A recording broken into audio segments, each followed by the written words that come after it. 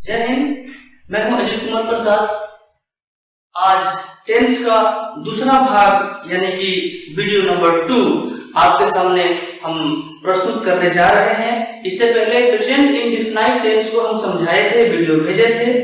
आज जो हम टेंस आपके सामने रख रहे हैं उस टेंस के 3 नाम हैं। टेंस एक ही है, नाम 3 है। Present progressive, present imperfect, present continuous. भले ही नाम 3 हैं, लेकिन इनके प्रयोग, इनके परिभाषा, इनके डिफिनेशन ये सब एक ही हैं। जब हम ट्रांसलेट करेंगे, अनुवाद करेंगे, तो नियम एक ही अप्लाई होगा। नाम 3 है, वो अलग की बात है। तो आइए जरा इससे हम रूबरू होते हैं। पहला पॉइंट में क्या है? वर्तमान काल में कोई कार्य कर्ता के द्वारा किया जा रहा है या प्रकृति के द्वारा हो रहा है। मैं पहले भी बताया था, आज भी बता दूं कि काम जो है वो 2 प्रकार के होते हैं। एक जो इंसान करता है, कर्ता सब्जेक्ट काम को अंजाम देता है, और दूसरा जिसे खुद प्राकृतिक करता है। तो प्रेजेंट प्रोग्रेसिव टेंस में यही है कि या तो कर्ता काम को कर रहा है या फिर प्रकृति के द्वारा काम हो रहा है। अगला पॉइंट में है कोई कार्य अभी नहीं हो रहा है। ध्यान देंगे, कोई कार्य अभी नहीं हो रहा है परंतु इन दिनों हो रहा है। जरा समझना मुश्किल है कि मैं बोल रहा हूं इस वक्त बारिश नहीं हो रही है, एग्जांपल के तौर पे बोल रहा हूं, लेकिन अभी बरसात का मौसम है, अगस्त का महीना है, तो आजकल डेली ही बारिश हो रही है। इसी व्यू को यहाँ पर बताया जा रहा है कि इन दिनों हो रहा है या किया जा रहा है। इसका अनुवाद भी, इस तरह के सेंटेंस के अनुवाद भी इसी प्रेजेंट प्रोग्रेसिव टेंस के अंतर्गत किया जाता है। पॉइंट नंबर 3 में भविष्य में होने वाले कार्यक्रम, पूर्व निर्धारित योजना, इरादे या संभावना व्यक्त करने में भी इस टेंस के नियमों का प्रयोग होता है। इसको भी मैं एग्जांपल से समझ सकता हूं। अब जैसे आपके सामने एक एग्जांपल देता हूं, जगह कम है, मैं यहां पर एग्जांपल लिख देता हूं। The prime minister is coming tomorrow, TOMORRO. अब देखिए, the prime minister is coming tomorrow, प्रधानमंत्री कल आ रहे हैं। अब एक मन में प्रश्न उठ सकता है कि जब प्रधानमंत्री कल आ रहे हैं तो ये तो फ्यूचर टेंस होना चाहिए ना, टेंस तो फ्यूचर हो जाएगा। नहीं, आपको डेफिनेशन में क्या दिखाया गया है? पूर्व निर्धारित। प्रधानमंत्री कल आ रहे हैं, ये प्लान कल से पहले ही निर्धारित किया जा चुका है। तो कल से पहले वाला दिन क्या है? आज है, वर्तमान है। इसलिए इसका अनुवाद फ्यूचर टेंस में ना करके प्रेजेंट प्रोग्रेसिव टेंस में ही किया जाएगा। इसके फ्यूचर जो आपको गलतफहमी में डाल सकता है, उसका हिंदी क्या होगा बताता हूं। प्रधानमंत्री कल आएंगे, प्रधानमंत्री कल आएंगे, इसका अनुवाद फ्यूचर इंडेफिनाइट टेंस में होगा, जैसे कि the prime minister will come tomorrow. मगर हम जिस नियम से बता रहे हैं वो ये है कि प्रधानमंत्री कल आ रहे हैं, इसीलिए the prime minister is coming tomorrow. अच्छा, वाक्य जब बुक में पढ़ने को मिलेगा या कहीं किसी ने बोल दिया तो कैसे पहचान में आएगा कि प्रेजेंट प्रोग्रेसिव टेंस का है? पहचान लिखा हुआ है। अगर किसी वाक्य के अंत में रहा है, रहे हैं, रही हो, रहे हो, etc रहे, तो उस वाक्य का अनुवाद प्रेजेंट कंटिन्यूअस टेंस में होता है।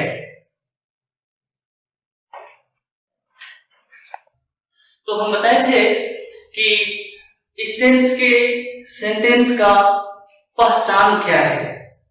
अच्छा, और एक चीज एकदम आसान भाषा में समझा देना चाहता हूं कि वर्तमान समय में अगर कोई काम हो रहा है, होता है नहीं, हो चुका है नहीं, हो रहा है, चाहे वो किसी कर्ता के द्वारा हो रहा है या फिर प्राकृतिक के द्वारा हो रहा है, मगर हो रहा है तो उस प्रकार उस सेंटेंस का अनुवाद जो सामने दिख रहा है बोर्ड पे, इस टेंस में किया जाता है।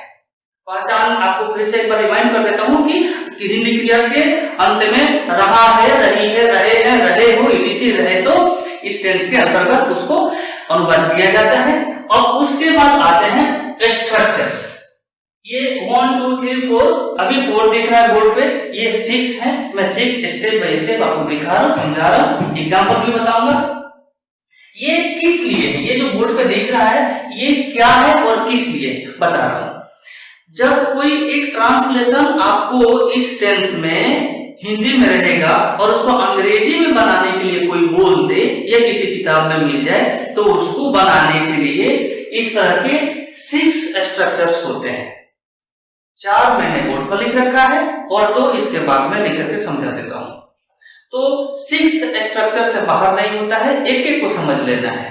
पहला क्या है कि subject plus is are and plus verb 4 plus object. अब यहाँ पर चीज एक समझने वाला है कि वर्ब 4 क्या है।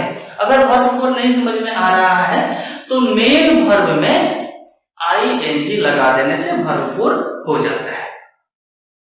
एग्जांपल देकर के आपको समझाऊं। Ram is speaking, SPEAKING, Ram is speaking English.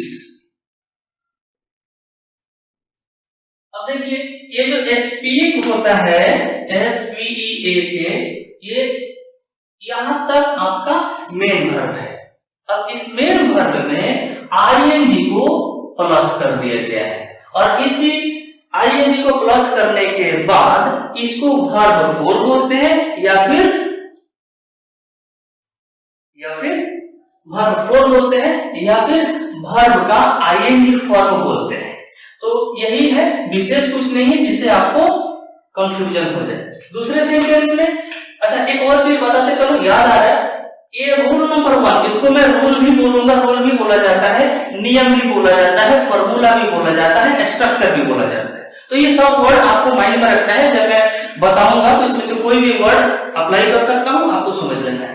तो ये जो रूल नंबर 1 है, इसका नाम है, नाम तो 6 का ही है, टोटल का ही नाम है, मैं इसका नाम बता रहा हूं। पहला simple sentence, positive sentence, affirmative sentence, 3 नाम है स्ट्रक्चर 1। दूसरा स्ट्रक्चर इसका नाम है निगेटिव सेंटेंस। तीसरा स्ट्रक्चर इसका नाम है interrogative sentence.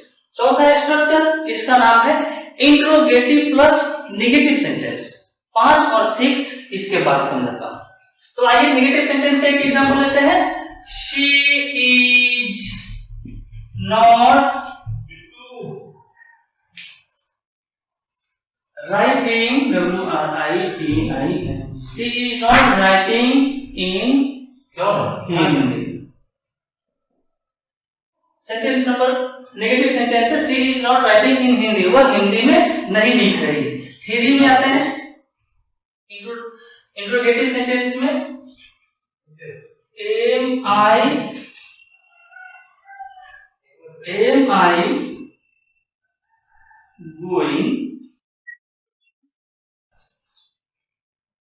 am I going to market?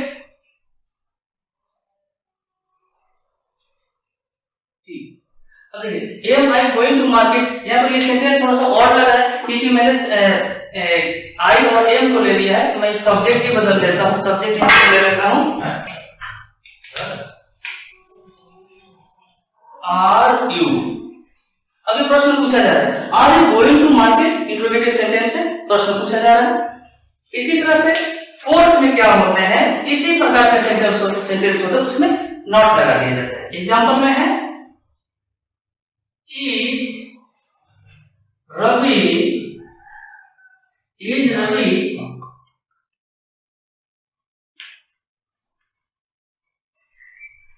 writing an application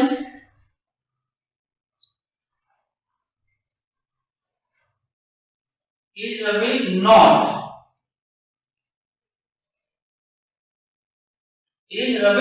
writing an application? क्या रवि एक एप्लीकेशन आवेदन नहीं लिख रहा है? आते हैं स्ट्रक्चर नंबर 5 और 6 पर। तो अब तक हमने इस टेंस से आपको 4 फॉर्मूला 4 नियम बता दिए हैं, आप सीख चुके हैं। अब आते हैं नंबर 5 और 6 पर। तो नंबर 5 का नाम पहले बता दूं। नंबर 5 का नाम है WH word plus interrogative sentence. अब WH वर्ड क्या होता है पहले भी बताया था, आज भी बता देता हूं। शायद आप मेरे चैनल पर नए होंगे, आज पहली बार ही मेरे वीडियो को देख रहे होंगे, इसलिए बता देता हूं कि WH वर्ड को एक और नाम से जानते हैं जिसको आप कहते हैं क्वेश्चन वर्ड। सिंपल सी बात है, जिस वर्ड से क्वेश्चन पूछा जाता है उसी को WH वर्ड कहते हैं। एग्जांपल में why, when, how, this is, ये सारी बातें हैं। तो यहाँ पर एग्जांपल में आपको साफ दिख रहा है where is she going right now. अब देखिए WH वर्ड के जगह पर मैंने वेयर को ले लिया है, इज आर एम से एक लेना है तो मेरा सब्जेक्ट सिंगुलर है इसलिए मैंने इज को ले लिया है। उसके बाद सब्जेक्ट लेना है, यहाँ पर मैंने सब्जेक्ट सी ले लिया है। कह रहा है कि वर्ब 4 यानी कि बताया ही मेन वर्ब के साथ आईएनजी फॉर्म, मैंने यहाँ पर मेन वर्ब 4 ले लिया है। और उसके बाद क्या है कि ऑब्जेक्ट लेना है, मैंने यहाँ पर ऑब्जेक्ट ले लिया है। तो ठीक इसी स्ट्रक्चर के अनुसार इस टेंस के एक एक सेंटेंस बनेगा। माइंड में रखिएगा, इस सेंटेंस से बाहर नहीं होता है। कितना भी जटिल क्यों ना सेंटेंस हो, कितना भी जटिल क्यों ना वाक्य हो, इस टेंस से अगर आपको कोई दे देता है तो इस 6 नियम से बाहर एक वर्ड भी नहीं होता है, गारंटी है मेरी। और पहचान भी मैंने बता दिया था शुरू में, या वीडियो के शुरू में देख रहे हैं तो पहचान में भी बता दिया था, इसलिए और पहचान नहीं बोलने जा रहा। 6 में क्या है, इसको कहते हैं WH word interrogative plus negative sentence. इसमें नॉट लगता है, WH वर्ड की जगह हमने व्हाई ले लिया है, यहां से किसी एक को लेना है तो अपने मन से इज आर एन को लेना है, मगर अपने मन से नहीं लेना है। ये डिपेंड करता है कि सब्जेक्ट क्या है।